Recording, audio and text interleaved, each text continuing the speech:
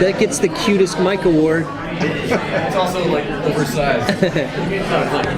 Mine's just the standard one, Yep. and then mine gets lost in the shuffle. You can't figure out which one is yours. You need to put some nail polish on it, hey? I got mine from David Letterman. Oh, yeah, old school. Okay. So what can you tell us about the season coming up? It's pretty packed. It's got a lot of characters.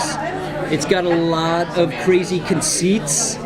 It's weird, you know. Every episode we take a show that, at least to us, is working, and we change it, which is foolish, I guess, in a sense. I love last season, and it would have been easy to just keep breaking anachronism stories, but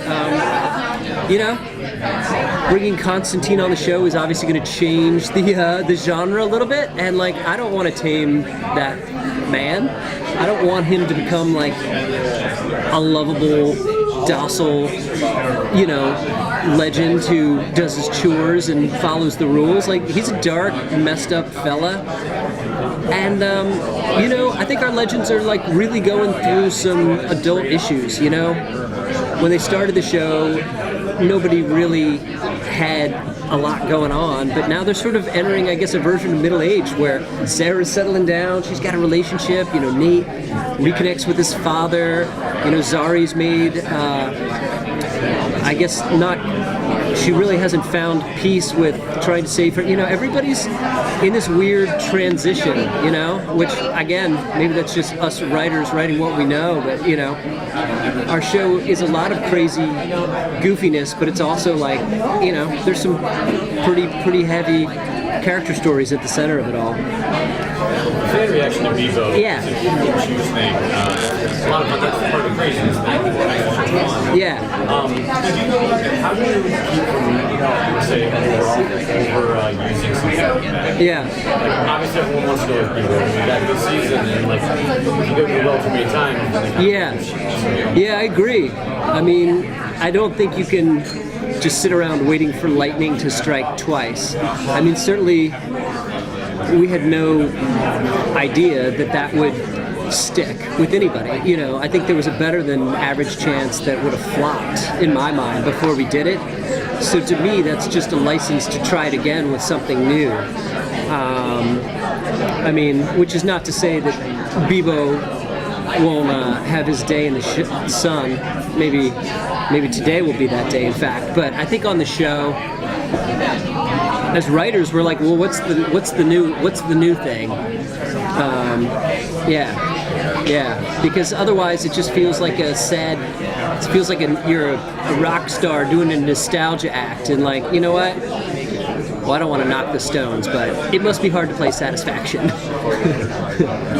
you do competitive intelligence? Do you go off and look at something like the magicians when you're playing with magic and go, they went that shit crazy on that show where, how do we think about magic at all the time? What else is happening on television? Or? Yeah, it's funny. I approach anything I do from a point of view of willful naivete. Like, I don't want to know anything about anything that has to do with what I'm doing at the moment. And, that goes back to like when I worked on Veronica Mars, and I knew there was a show called Buffy that got compared to it.